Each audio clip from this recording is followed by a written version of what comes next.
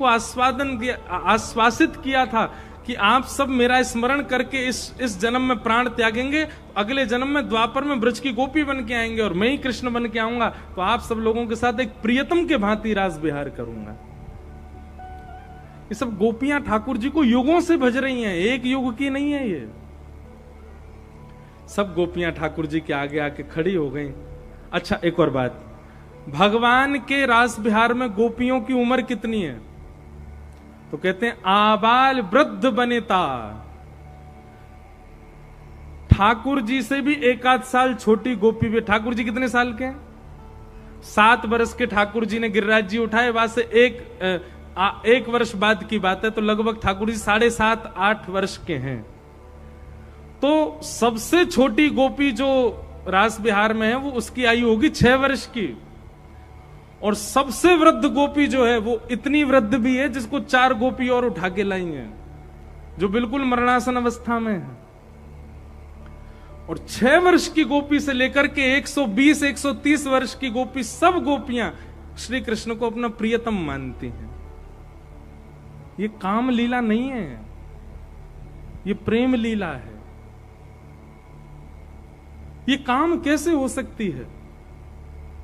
जहां पर यशोदा की उम्र की गोपी को भी श्री कृष्ण में प्रियतम दिखाई दे रहे हैं, पति दिखाई दे रहे हैं, और 6 वर्ष की बालिका जो जानती नहीं पति पत्नी क्या होते हैं, उसको भी श्री कृष्ण में पति दिखाई दे रहे हैं। इसका मतलब क्या है? ये पूर्व से ही जानती हैं कि ये परमात्मा है। केवल विहार के लिए, केवल लीला के लिए रास कर रहे हैं, बाकी अंदर की सब जानते हैं कि ये परमात्मा है। गोपी गीत में गोपियों ने कहा है, गोपी गीत में गोपियां कहती हैं, न खलु गोपिका नंदनो भवान अखिल देना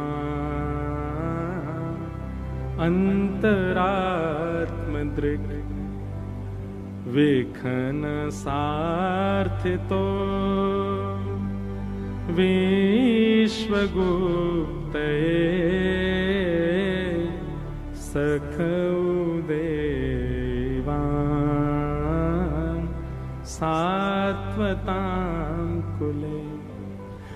जब भगवान अंतर ध्यान हो गए तो गोपियां कहती हैं, हम सब जानते हैं श्री कृष्ण, आप कोई नंद जी के लाला नहीं हो, आप कोई देवकी के पुत्र नहीं हो। भगवान बोले, इनको मेरी पोल पट्टी पता है क्या? तभी गोपियां क्या कहती हैं,